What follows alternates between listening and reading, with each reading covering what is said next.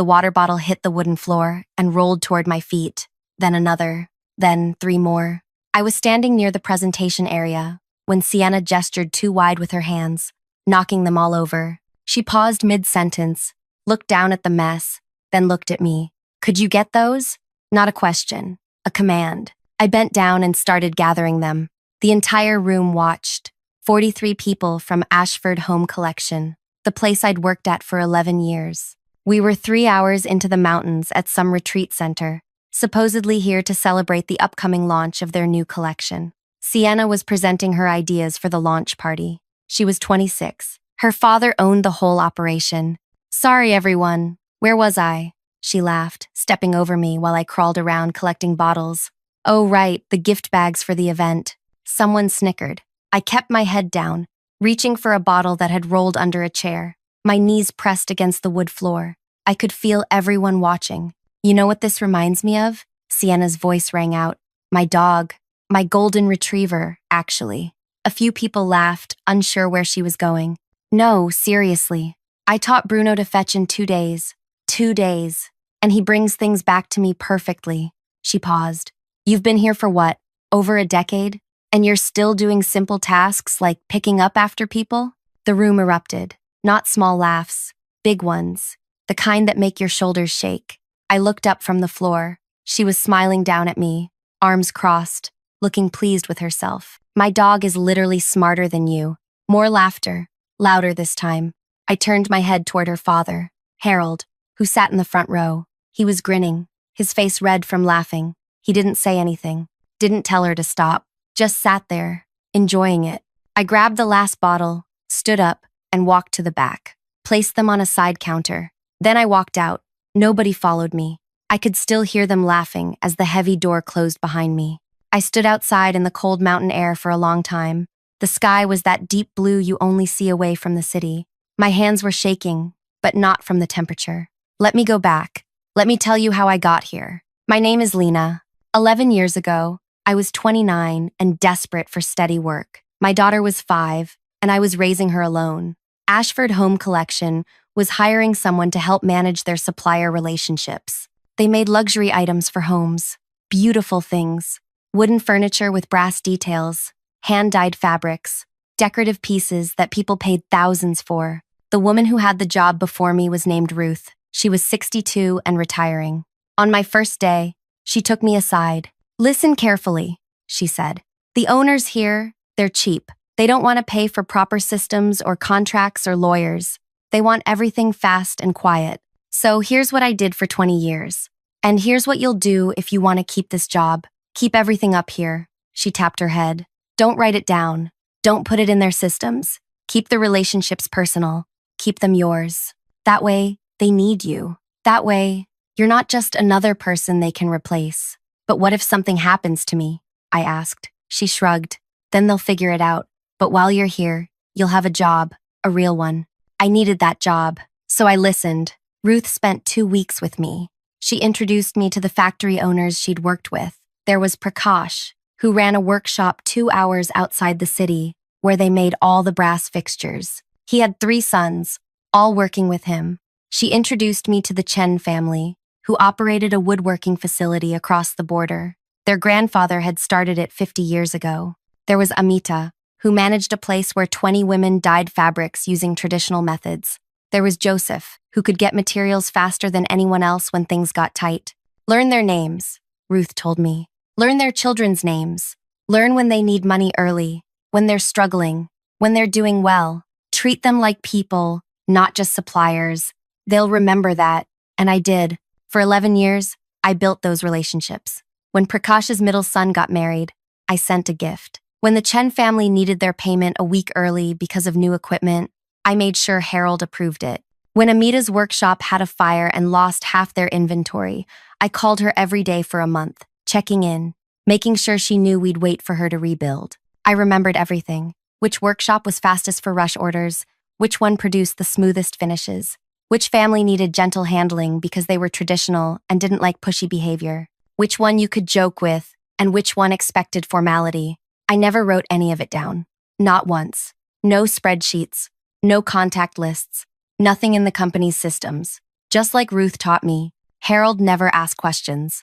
As long as products arrived on time, he was happy. He never wanted to know the details. He'd just say, "Handle it, Lena."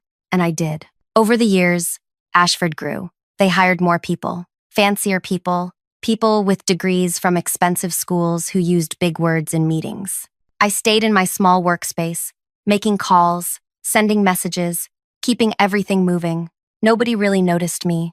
I was just there, the woman who made sure things arrived. Then Sienna graduated from college 2 years ago. Harold immediately brought her in, gave her a title, something about brand development. She started showing up to meetings, offering opinions, changing things.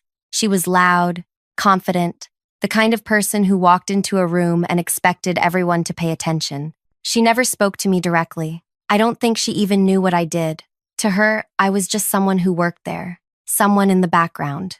3 months ago, Harold called a big meeting. He announced the Heritage Collection, a massive launch, complete room sets, furniture, fabrics, decorations, lighting, everything coordinated. They'd been planning it for a year, he said. They'd already taken advance orders worth millions.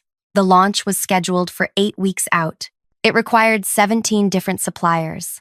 Some I'd worked with for years. Some were new relationships I'd spent months building. Prakash's workshop was making 70 different brass pieces. The Chen family was producing 12 furniture designs. Amita's workshop was dyeing fabrics in 8 custom shades. Joseph was coordinating materials from 4 different sources. I had it all organized in my head, the timeline, the quantities, the backup plans for when something went wrong, because something always went wrong. Nobody asked me about it. They just assumed it would happen, because it always did. 2 weeks after that meeting, Harold called me in. "Lena, we're restructuring your role," he said. He didn't look at me while he talked, just shuffled some papers around. "We've hired someone new to handle supplier relations, someone with experience in global operations. You'll be supporting them, transitioning to more administrative work." Administrative work? I repeated. "You know, general support, whatever's needed. You've done great work, but we're scaling up now. We need someone with a more strategic approach." I felt something shift in my chest. "What about the Heritage Collection? I've been coordinating all 17 suppliers. The new person will take over. You'll brief them. Brief them on what, exactly? There's nothing written down." He looked up then. "What do you mean, nothing written down?" "I mean, I've been managing all the relationships personally. The contact information, the processes, the history with each supplier. It's not in your systems." He stared at me. "Why not?" "Because that's how Ruth did it. That's how I learned. You never asked for anything different. You just said handle it, so I handled it." He waved his hand, dismissing it. "Then you'll explain everything to the new person." Simple. It wasn't simple, but I nodded and left. The new person started the following week. His name was Trevor. He had worked at 3 other companies, all bigger than Ashford. He spoke in long sentences about optimization and efficiency. He asked me for the supplier database. "There isn't one," I told him. He laughed. "There has to be." "There doesn't." He stopped laughing. I spent 2 weeks trying to explain how everything worked, but he didn't want to listen. He wanted lists and numbers and processes. He wanted me to just give him what he needed so he could take over. He didn't understand that you can't just call up Prakash and demand delivery dates. You have to ask about his family first. You have to remember that his youngest son just had a baby. You have to understand that the Chen family won't negotiate prices over messages. They need to hear your voice. Trevor didn't care about any of that. After 2 weeks, he told Harold I wasn't being cooperative. So there I was at the retreat, still technically employed, but pushed aside, watching Sienna give presentations, picking up her mess, being compared to her dog. I stood outside that retreat center for 20 minutes. Then I got in my car and drove home. 3 hours through the mountains, alone, with my thoughts. On Monday morning, I walked into Ashford at 8 o'clock. I went straight to Harold's workspace and handed him a single piece of paper. "This is my resignation, effective immediately." He looked confused. "What? Why?" "Look, if this is about what Sienna said, it's not about what she said. I'm done. That's all. But the Heritage Collection launches in 6 weeks. Trevor is still learning. That's not my concern anymore." I turned and walked out, packed up my small workspace. 11 years fit into 2 boxes. I carried them to my car and drove away. Thank you for listening this far.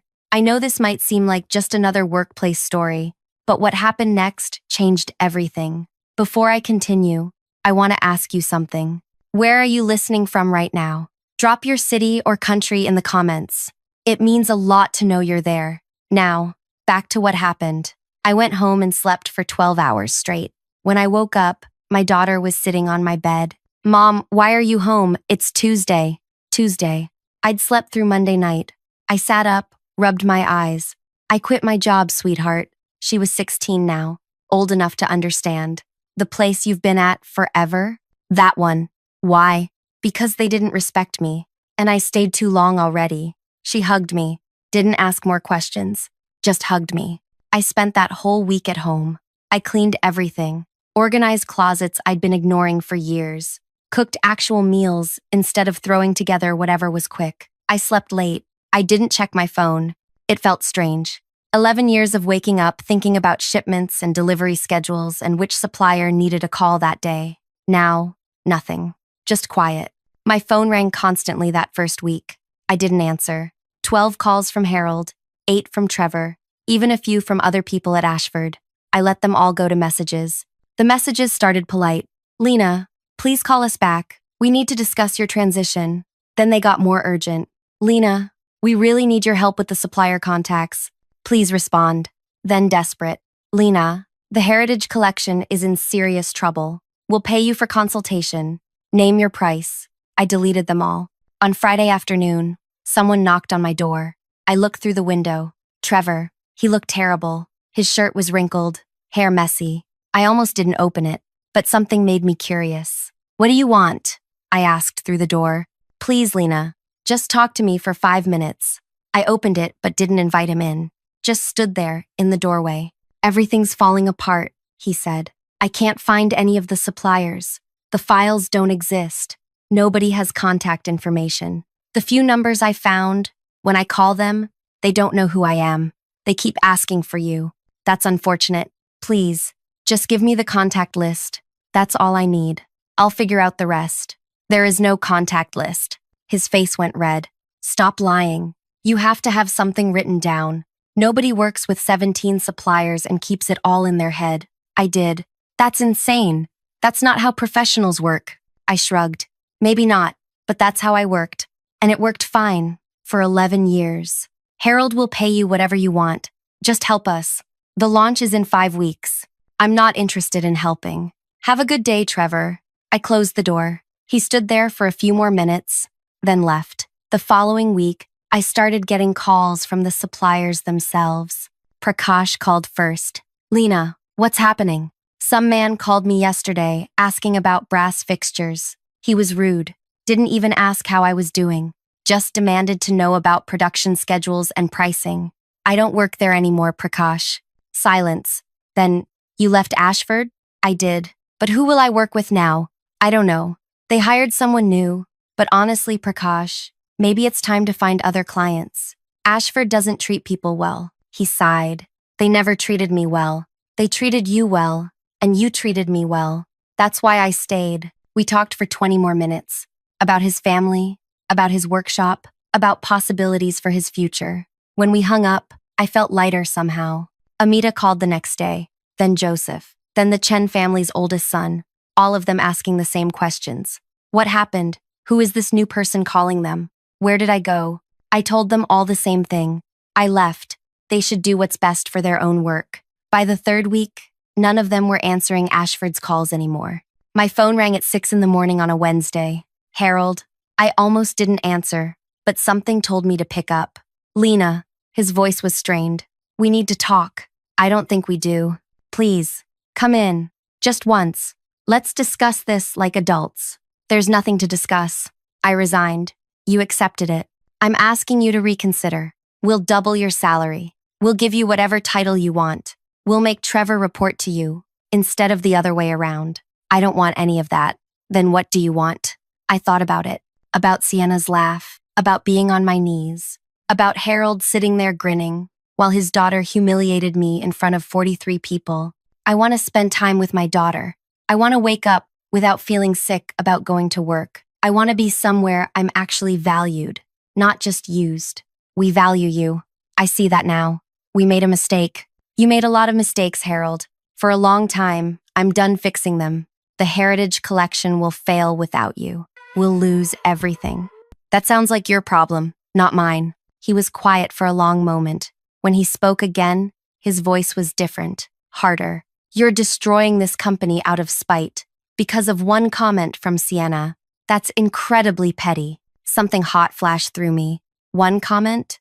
Harold, you restructured my entire role. You brought in someone to replace me after 11 years of me keeping your whole operation running. You never once asked how I did what I did. You just assumed it would all keep working, even after you pushed me aside. And then your daughter compared me to her dog while I was on the floor picking up her mess, and you sat there laughing. So no, this isn't about one comment. This is about 11 years of not being seen. I hung up. My hands were shaking, but it felt good.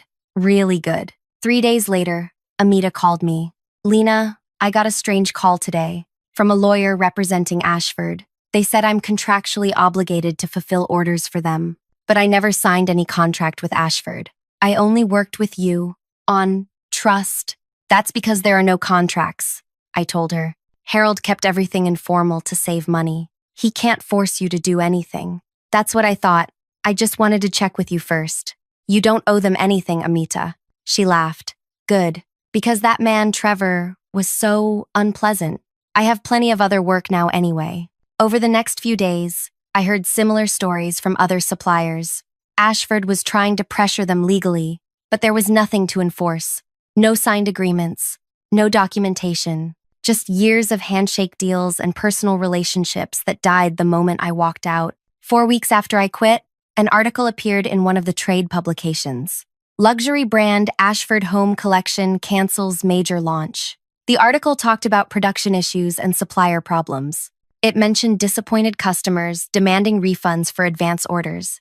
It estimated the company's losses in the millions. I read it twice, felt nothing.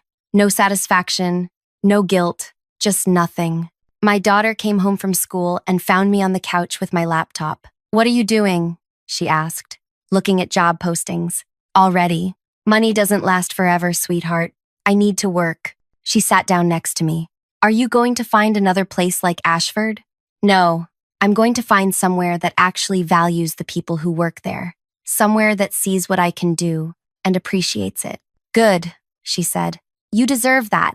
I smiled. She was right. 2 days later, I got a call from an unknown number. I almost didn't answer, but it wasn't an Ashford exchange. So I picked up. Hello. Is this Lena? Yes. My name is Katerina.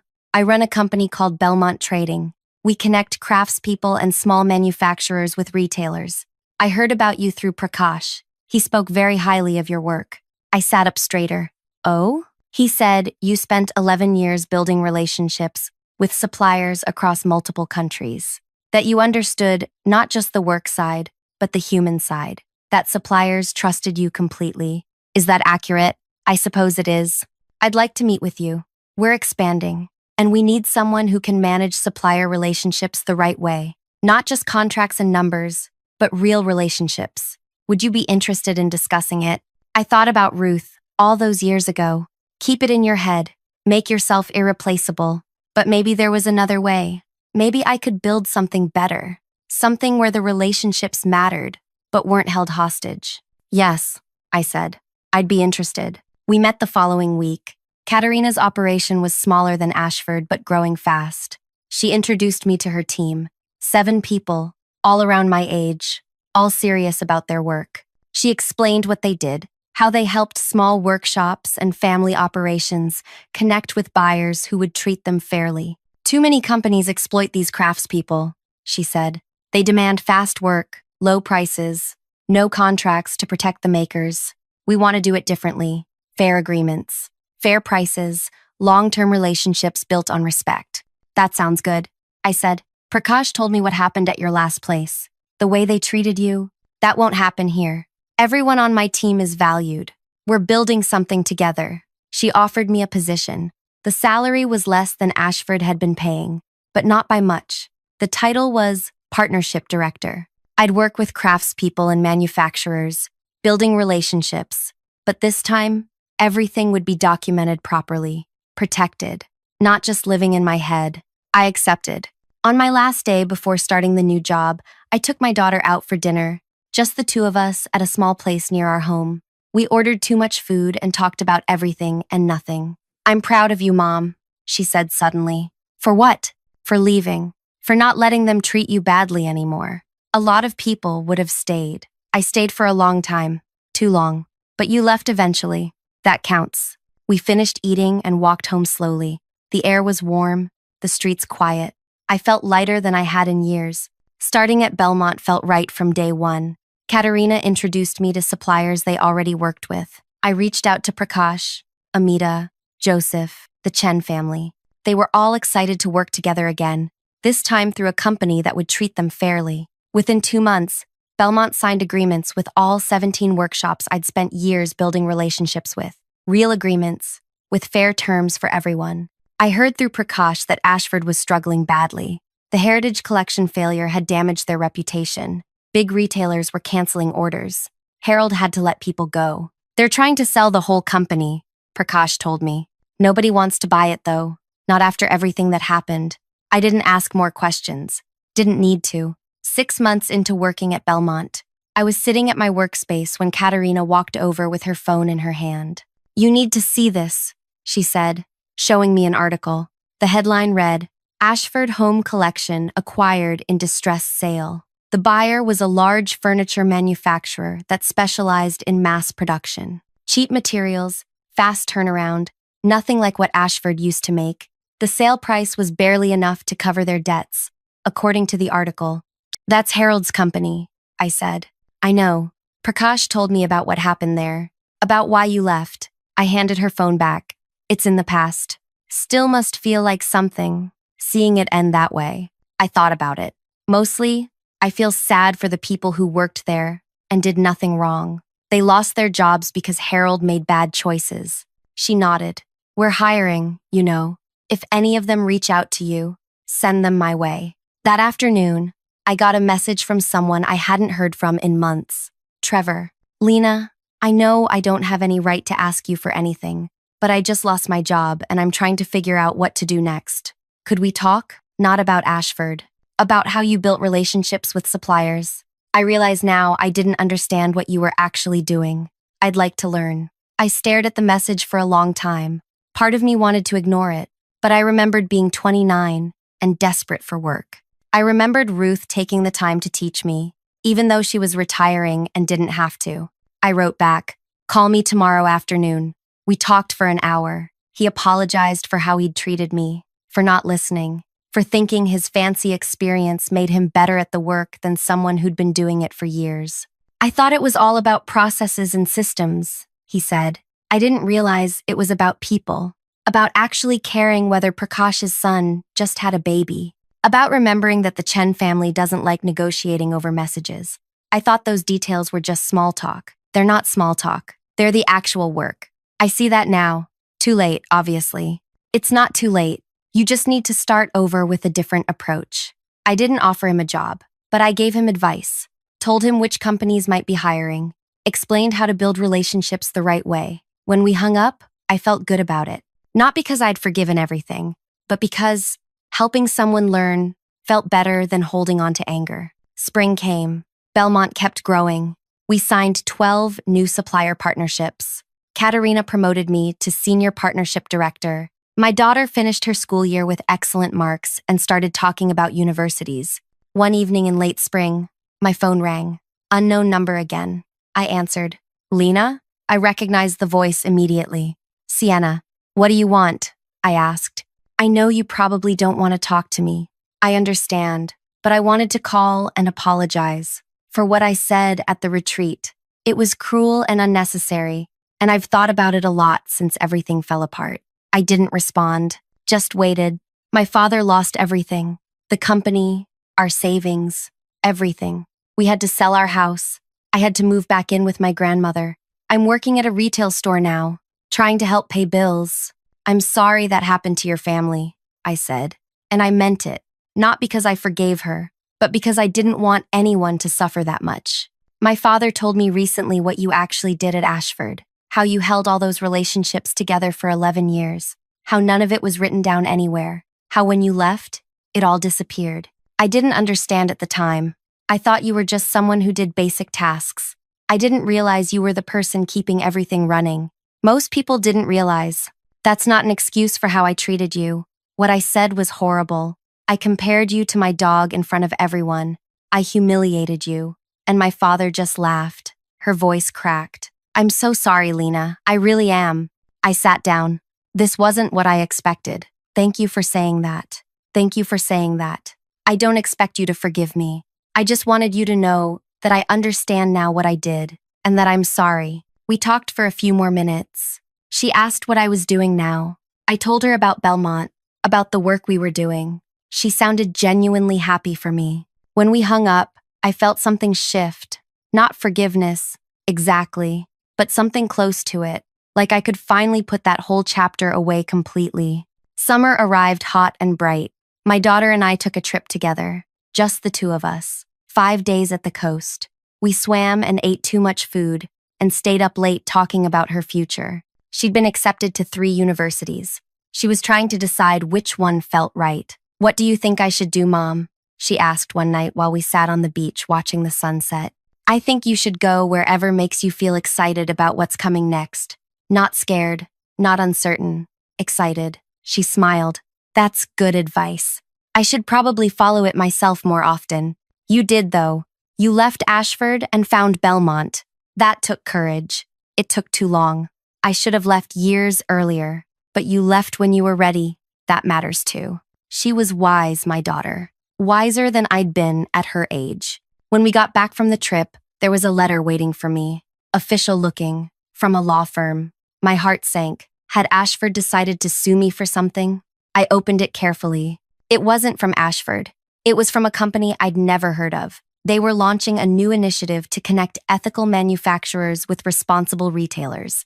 They'd heard about my work at Belmont. They wanted to know if I'd be interested in speaking at their conference in the fall, about building sustainable supplier relationships based on trust and respect. Me. Speaking at a conference. I showed Katerina the next day. She grinned. You should do it. You're good at this work. Other people should learn from you. I'm not a speaker. I just do the work. The best speakers are the ones who actually do the work, not the ones who just talk about it. I agreed to speak, spent the next 2 months terrified and excited at the same time. The conference was in a city 8 hours away. Large venue, hundreds of people. I'd never done anything like it. The night before my presentation, I couldn't sleep, kept going over what I wanted to say. When I walked onto that stage the next morning, my hands were shaking. But then I started talking about Prakash and his 3 sons, about Amita and her workshop of 20 women, about the Chen family and their grandfather's legacy, about what it means to treat people like human beings, instead of just resources. The audience listened, really listened. When I finished, they clapped for a long time. Afterward, at least 30 people came up to talk to me, asked questions, wanted advice, handed me their contact information. One woman waited until everyone else had left. She was older. Maybe Ruth's age would have been now. I used to do work like yours, she said, for 30 years. Then I retired. Watching you speak brought it all back. The good parts, I mean. The relationships. The trust. Thank you for reminding me why I loved that work.